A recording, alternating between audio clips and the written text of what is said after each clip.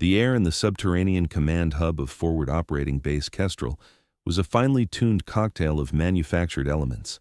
It was cold, not by accident, but by design, a calculated measure to keep the server stacks from cooking themselves into silicon slag.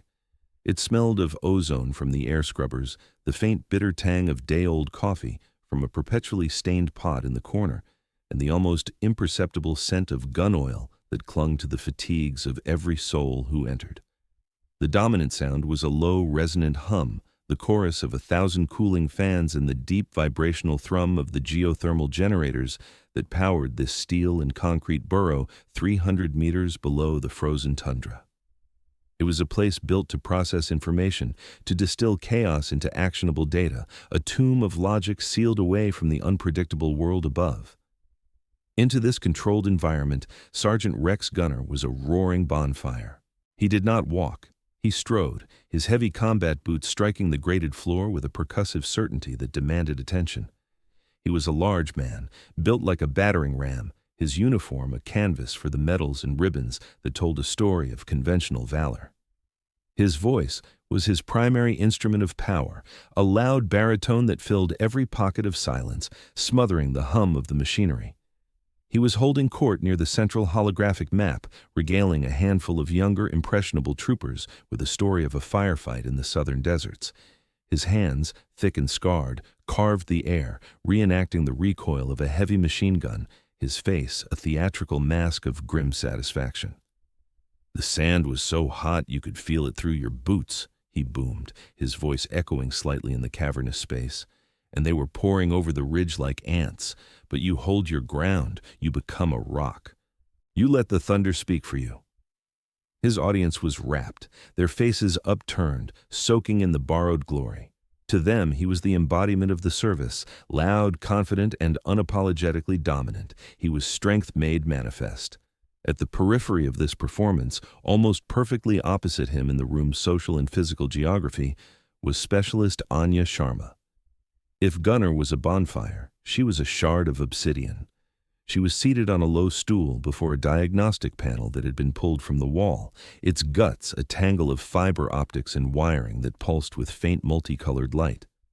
Her build was slight, almost lost in the sterile gray of her fatigues, which bore no rank, no insignia, no story for men like Gunner to read. She was a ghost in the machine, her official title a masterpiece of bureaucratic vagueness, System Diagnostics and Integration Specialist. She was not listening to Gunner. Her entire universe had contracted to the 3-square-foot panel in front of her. Her movements were a study in absolute economy. A delicate probe held in one hand traced a circuit path, her eyes following its progress on a floating holographic schematic projected from her wrist unit. Her other hand moved with preternatural speed across a virtual keypad, inputting calibration sequences. There was no wasted motion, no hesitation. She was like a watchmaker tending to the heart of a planetary clock. The world outside this intricate task simply ceased to exist. Her stillness was not passive. It was a state of profound, active concentration, a pocket of absolute silence in the loud room.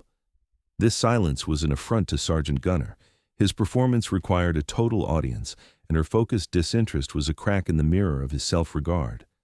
He paused his story, his eyes narrowing as he fixed on her small, still form. The young troopers followed his gaze, their expressions shifting from admiration to curiosity, and then to a faint, learned contempt.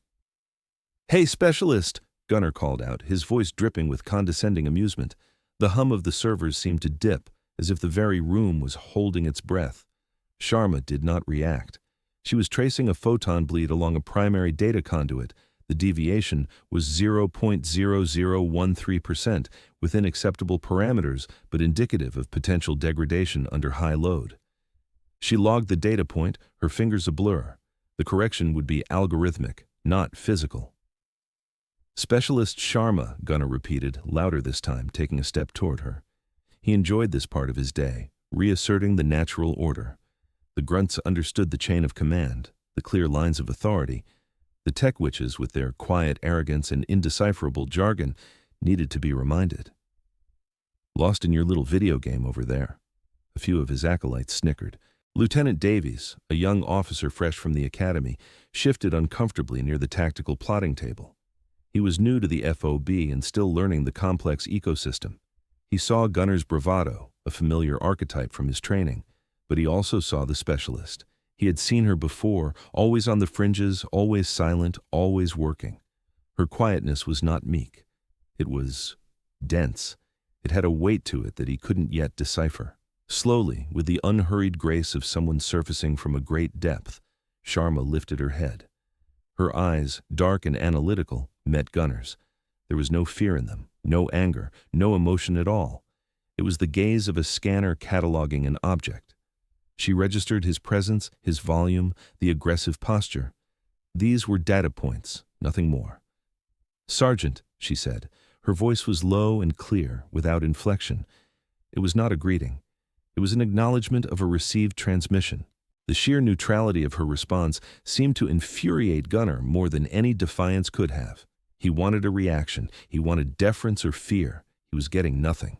He gestured dismissively at the complex array of wires she was working on. "What is all this junk anyway?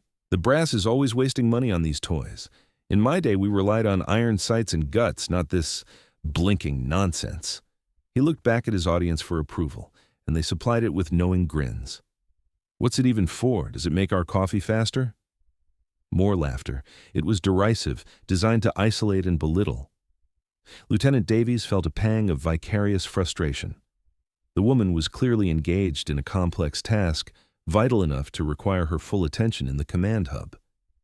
Gunner's interruption was not just rude, it was unprofessional. Sharma's gaze drifted from Gunner's face to the open panel, then back. "This is the primary diagnostic port for the base's atmospheric and gravitational containment systems," she stated, her tone as flat as if she were reading a technical manual. "I am running a harmonic resonance calibration. It prevents microscopic fractures in the containment field, which could lead to catastrophic failure." She delivered this information without a hint of condescension or alarm. It was a simple statement of fact.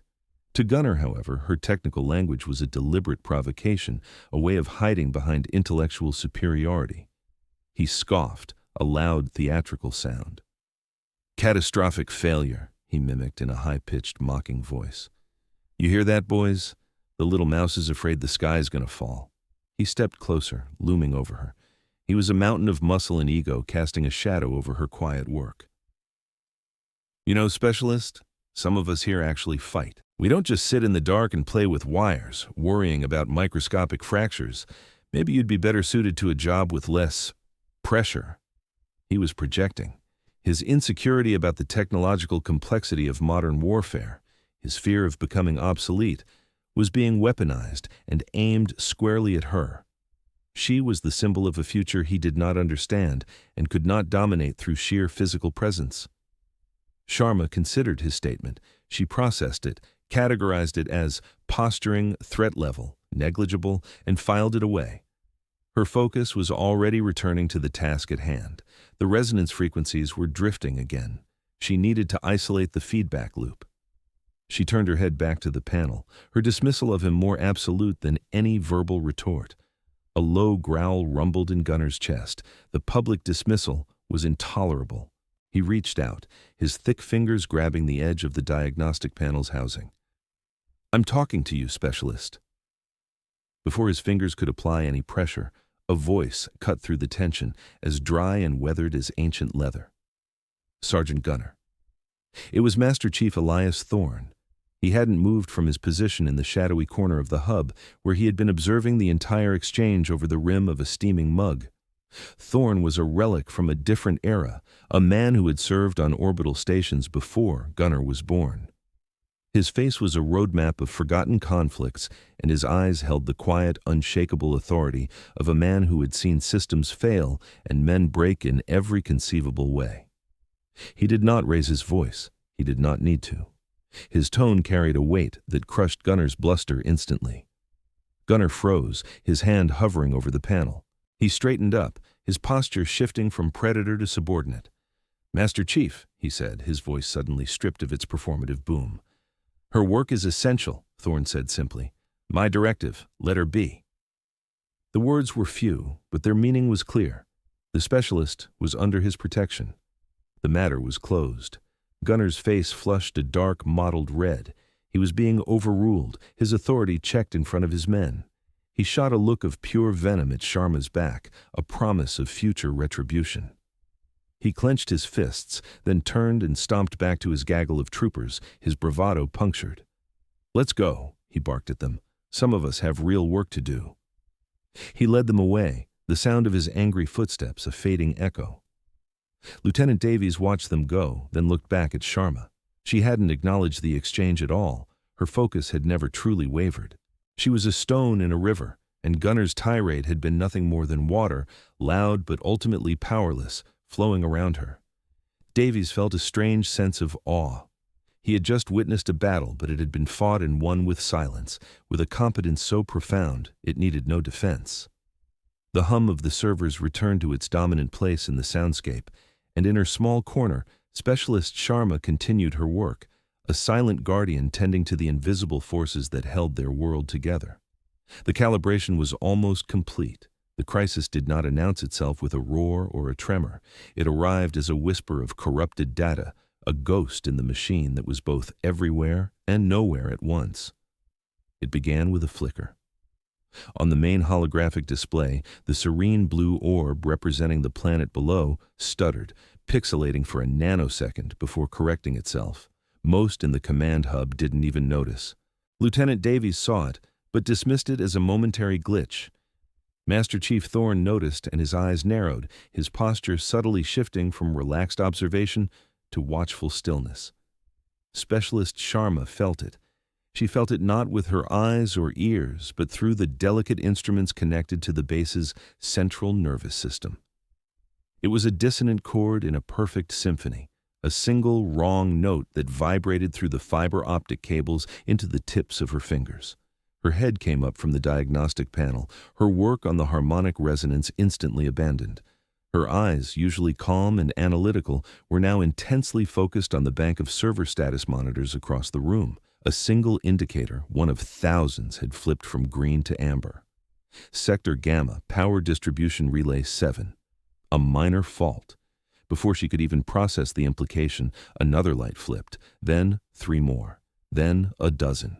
They cascaded across the board like a disease, a digital plague spreading through the veins of the facility. Amber turned to crimson. The lights in the command hub flickered violently, then died, plunging the room into an abyssal darkness. The constant, reassuring hum of the servers and generators cut out, replaced by a silence so sudden and absolute, it was physically painful. For a full second, the only sound was the frantic pounding of hearts in the sudden black. Then, the emergency systems kicked in. Blood-red emergency lighting bathed the room in a hellish glow, and a piercing, high-frequency alarm began to shriek, a sound designed to bypass thought and trigger pure, primal panic. And it worked. The handful of troopers remaining in the hub cried out in surprise and fear. One of them fumbled for a weapon. Another simply froze, his face a pale mask of terror in the crimson light. "Report!" someone yelled. "What the hell was that?" Sergeant Gunner, who had been sulking near the mess annex, came charging back into the command hub, his face a mask of aggressive confusion. This was a scenario he understood, or thought he did. An attack. A breach. His training took over, but it was the wrong training for this enemy. "Hostile contact! Lock it down!" he bellowed, his voice straining to be heard over the shrieking alarm. "Security teams, form on me! Seal the blast doors! Manual override, now!" His commands were loud, decisive, and catastrophically wrong. He was a hammer in a world that now required a scalpel. There was no enemy to shoot, no door that could seal out a problem that was already inside every system. Lieutenant Davies, caught between Gunner's booming orders and the wail of the alarm, felt his training screaming at him to do something, but his mind was a vortex of confusion. The screens were dead. The comms were filled with static. They were blind, deaf, and buried alive. Panic began to lick at the edges of his composure. He looked for Master Chief Thorne and saw the old man standing perfectly still, his face illuminated by the red strobes, his eyes scanning the room, not in panic, but in assessment. He was looking for the solution. His gaze and Davies landed on Specialist Sharma. She was not panicking. She was not frozen. In the instant the main power had failed, a switch had flipped within her.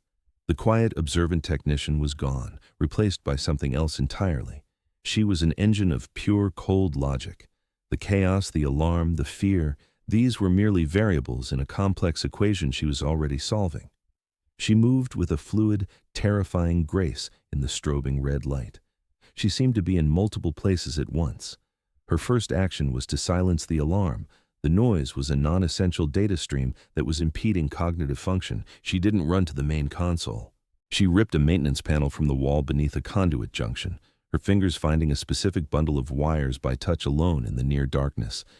A single, precise snip with a pair of ceramic cutters from her belt pouch, and the soul-tearing shriek was silenced. The sudden quiet was as shocking as the initial power loss. Now, the only sounds were the ragged breathing of panicked men and the frantic, useless shouts of Sergeant Gunner. "What are you doing? That's the alarm system," he roared, striding toward her. "I didn't give you authorization to. Life support is on a 90-second emergency battery," Sharma stated, her voice cutting through his tirade. It was devoid of emotion, a clinical pronouncement of impending doom. "After that, the air scrubbers fail. Carbon dioxide levels will reach toxic concentrations in 16 minutes. Your shouting is accelerating the process." She did not look at him. She was already moving to another console, her boots making no sound on the grated floor. She was a predator stalking a problem. Gunner stopped dead, his mouth half open. The certainty in her voice, the sheer, unarguable physics of her statement, momentarily silenced him. For the first time, a flicker of genuine fear, not of an enemy, but of his own profound ignorance, showed in his eyes. Sharma vaulted over a railing to a secondary terminal, one that was dark and seemingly lifeless.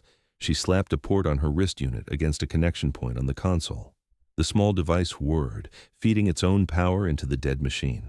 A low-resolution schematic of the base's power grid appeared on the screen, flickering, corrupted. Red lines pulsed everywhere, indicating total system failure. The geothermal core was offline. The initial attack was a logic bomb targeting the primary power distribution network, she murmured, more to herself than to anyone else. It was her diagnostic process made audible. It triggered a cascading shutdown, but the shutdown sequence is flawed. It didn't just turn the systems off, it corrupted the reboot protocols. Lieutenant Davies, drawn by her calm, moved to her side. "What does that mean?" he asked, his voice tight. "It means we can't just turn it back on," she replied, her fingers flying across the virtual keyboard projected by her wrist unit. She was writing code on the fly, building a digital skeleton key. "The system thinks it's still on fire. It's trying to protect itself by killing itself." "Manual override," Gunner snarled, recovering his bluster. He pointed a meaty finger at a large covered lever on the far wall. The housing was stenciled with the words, "Core Flush, Extreme Emergency Only." "We pull that. It dumps the coolant and forces a hard reset." "No," Sharma said, the single word carrying the force of a physical blow. She finally turned her head and looked at him. Her eyes were black holes in the red light. "The logic bomb didn't just corrupt the reboot protocols, it inverted the failsafe commands. The system now interprets a hard reset as a core detonation command. If you pull that lever, you will turn this entire mountain into a radioactive crater." A cold dread, far deeper than the fear of any firefight, settled over the room. The men who had been looking to Gunner for guidance now stared at the lever as if it were a venomous snake. Gunner himself looked at the lever, then back at Sharma, his face a mixture of disbelief and horror. He had been about to order them all to commit suicide. How do you know that?" he stammered. "Because I can read the code," she said simply. On her screen, lines of corrupted text scrolled past. To Davies, it was gibberish. To her, it was a confession written by the ghost in the machine.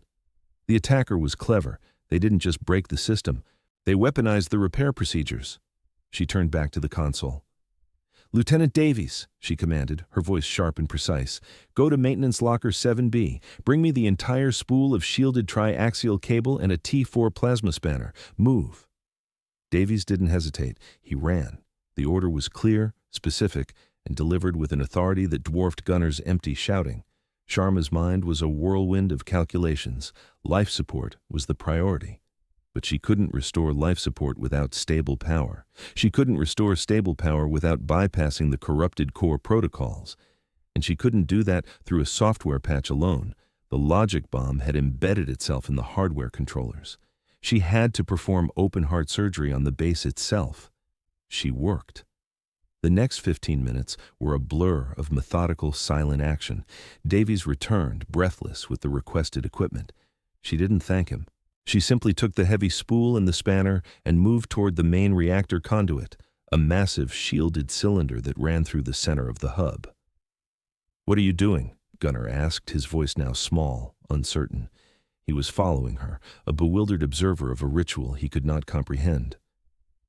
"The software is compromised. The hardware is compromised," she explained, as she used the spanner to burn the bolts off an access hatch on the conduit. A wave of heat and the smell of hot metal washed out. "I'm creating a new nervous system." She began to unspool the heavy cable. Her plan was audacious, insane. She was going to physically bypass the central command processors and the corrupted power distribution nodes. She was going to hotwire life support, routing power directly from the secondary battery backups to the atmospheric scrubbers, using the triaxial cable as a makeshift artery. It was a task that should have taken a team of engineers a week. She had minutes. Her hands became a blur. She stripped the cable ends with a practiced flick of her wrist, her movements economical and certain. She reached into the glowing hot interior of the conduit, her face impassive as the heat washed over her. She found the terminals she needed by memory, her knowledge of the base's architecture absolute. It was not just book learning. It was an intuitive, physical understanding, as if the station's blueprints were etched into her DNA. One by one, she made the connections. A spark showered down, and a section of lights flickered on in the life support monitoring section. A soft, welcome whirring sound started up, the air scrubbers. A collective sigh of relief went through the room. On a small monitor, the CO2 concentration numbers, which had been climbing steadily toward the red, stabilized and began to fall. She had bought them time, but it wasn't over. This was a temporary fix, a tourniquet. The main power was still down, and with it, the base's defensive systems, its long-range communications, everything.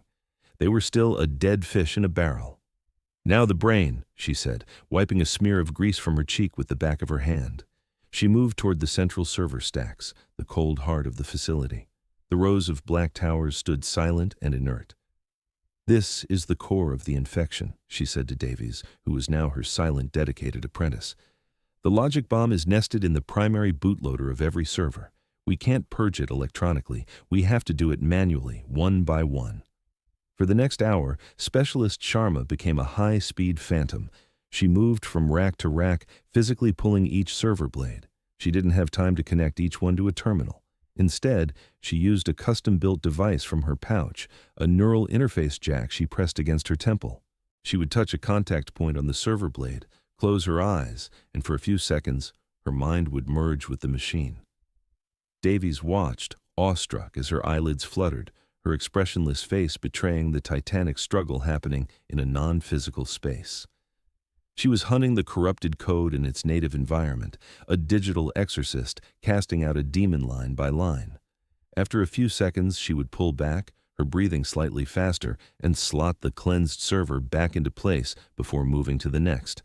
Gunnar watched the whole process from a distance, his big frame slumped against a wall. The command hub he had dominated with his voice and presence was no longer his. He was a stranger here, a relic from a forgotten age. He watched this small, quiet woman commune with the soul of the base, her competence so absolute it was almost a form of violence. It had systematically dismantled his authority, his worldview, his very sense of self. He was no longer a rock. He was just a man in a dark room, watching a miracle he could not comprehend. Finally, Sharma reached the last server blade. She pressed the jack to her temple. This one fought back. A faint tremor ran through her body. A thin trickle of blood emerged from her nose, a stark crimson line against her pale skin. Davies took a step forward, concerned. "Stay back," she commanded, her voice strained but unbroken. She held the connection for a full 30 seconds. The lights on the server rack flickered erratically. Then, with a final shuddering gasp, she pulled away. She swayed on her feet, leaning against the rack for support. Her face was ashen, but her eyes held a glimmer of triumph. She walked, her steps slow but steady, to the master command console. She wiped the blood from her face with her sleeve, leaving a dark smear. Her fingers danced across the keyboard, inputting a final sequence. "Reinitialization sequence initiated," she announced to the silent room. "Restoring power from geothermal core. Stand by." There was a low hum, then a deeper one. The red emergency lights went out. For a moment, they were back in darkness. Then, with a gentle rising hum, the main lights came back on, bathing the room in clean, white light. The server stack spun up, their fans a chorus of life.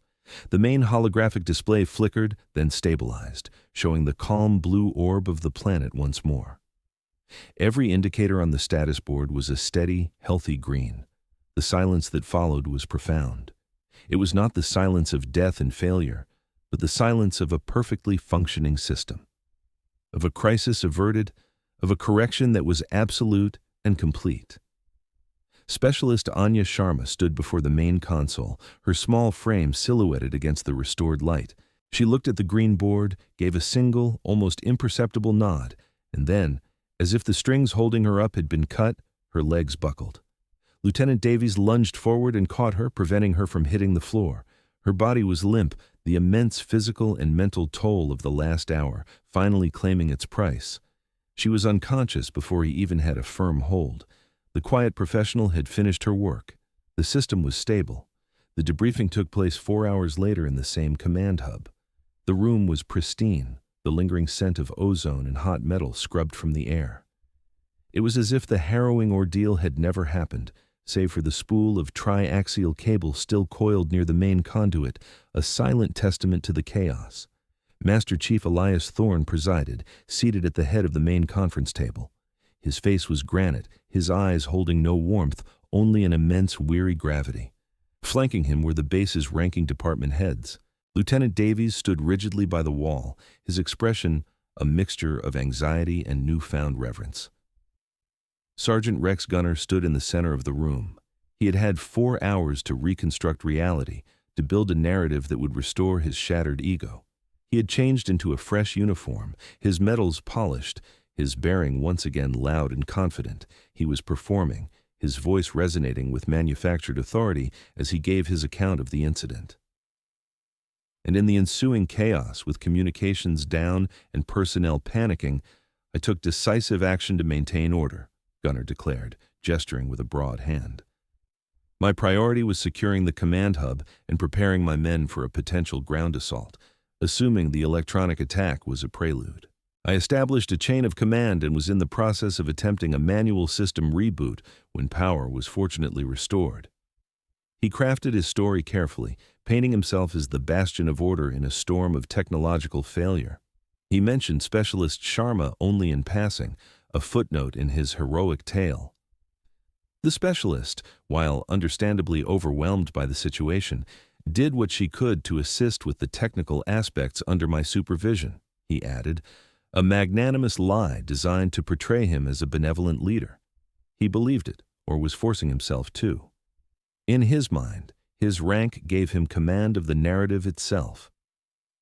Master Chief Thorne listened without interruption, his hands steepled before him. His silence was unnerving, a vacuum that Gunner felt compelled to fill with more and more words, each one digging his grave a little deeper. When Gunner finally finished his self-aggrandizing monologue, a profound quiet settled over the room.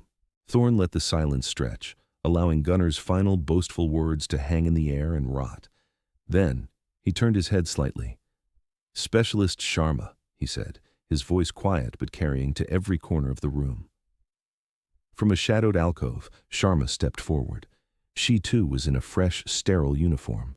A medical patch was visible just below her hairline, and she looked pale, but her eyes were clear and her posture was steady.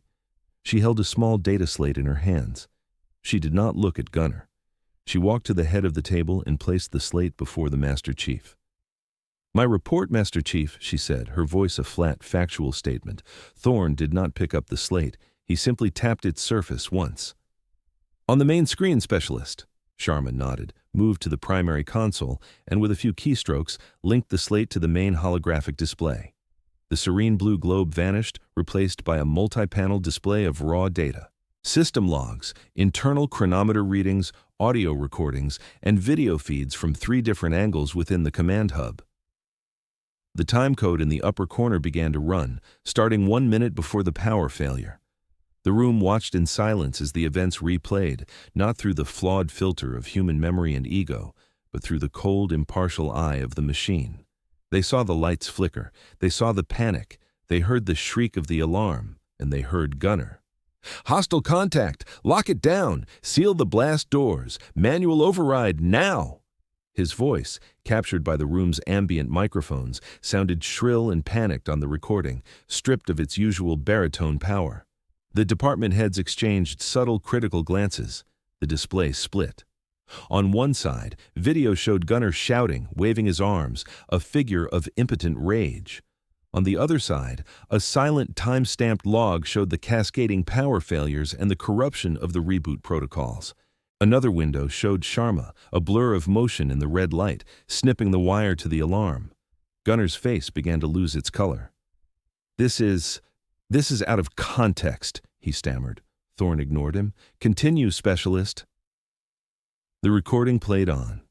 It showed Sharma's clinical diagnosis of the life support situation. It showed her commanding Davies to retrieve the equipment. Then came the most damning moment. The video showed Gunnar, his face contorted in a mask of arrogant ignorance, pointing at the core flush lever. "Manual override. We pull that. It dumps the coolant and forces a hard reset."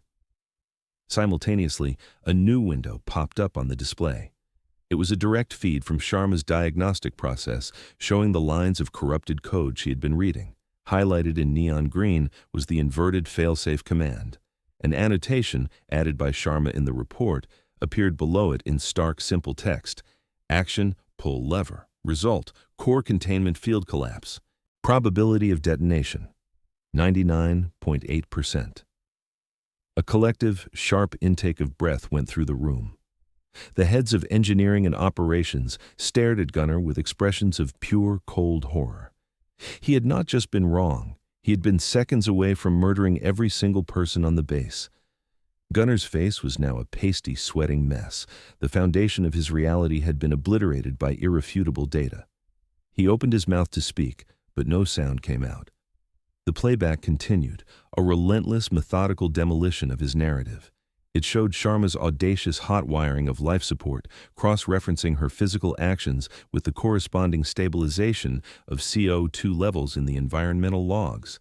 It showed her moving from server to server, a process that Gunnar had dismissed as playing with wires. A biometric feed from her medical patch was overlaid, showing her heart rate, neural activity, and the physical stress her body was under. It was the data log of a superhuman effort. The final piece of data was an audio file, isolated and amplified. It was Gunnar bellowing at Sharma as she worked on a critical power junction. "Who authorized you to touch that panel?"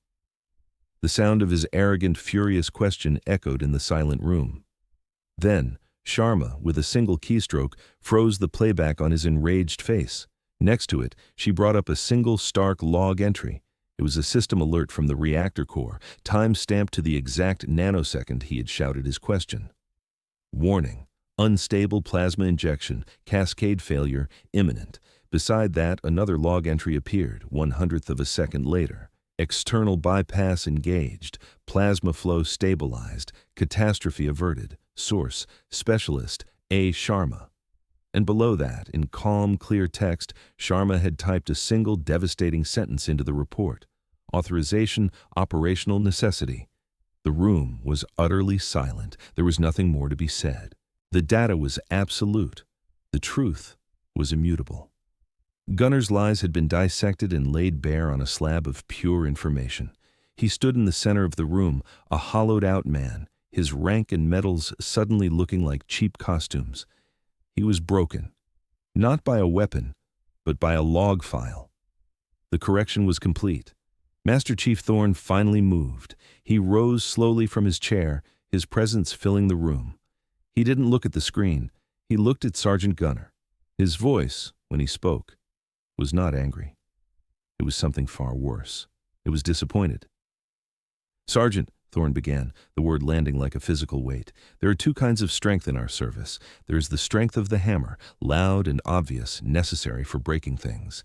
And there is the strength of the watchmaker, quiet and precise, necessary for holding things together.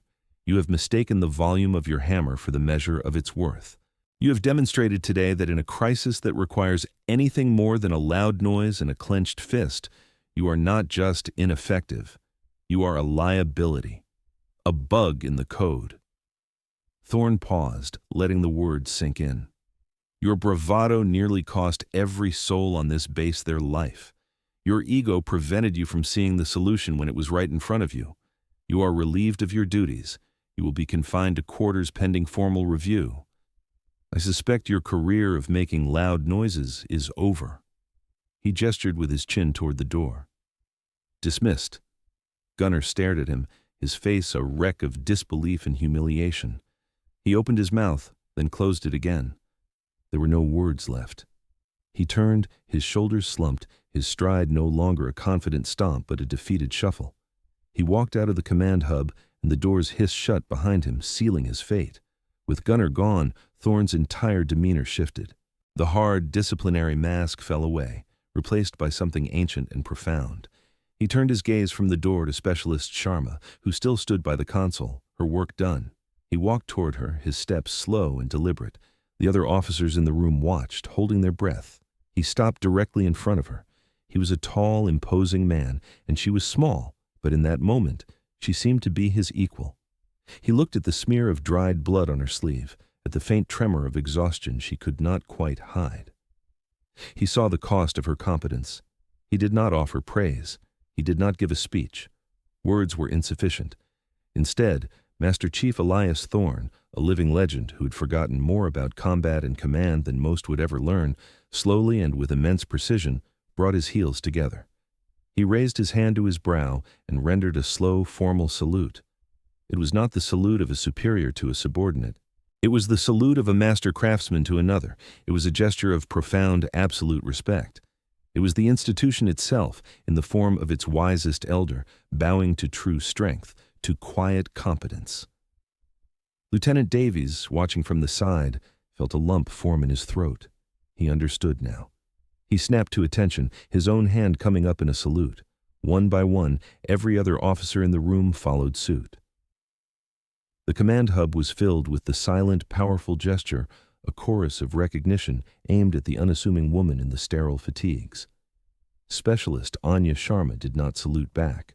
That was not her function. She met the Master Chief's gaze, and for the first time, a flicker of something other than cold analysis entered her eyes. It was not pride. It was not satisfaction. It was acknowledgement. The system had been corrected. The anomaly of loud incompetence had been purged. Balance was restored. She gave a single economical nod, a gesture that said everything and nothing. The correction was complete.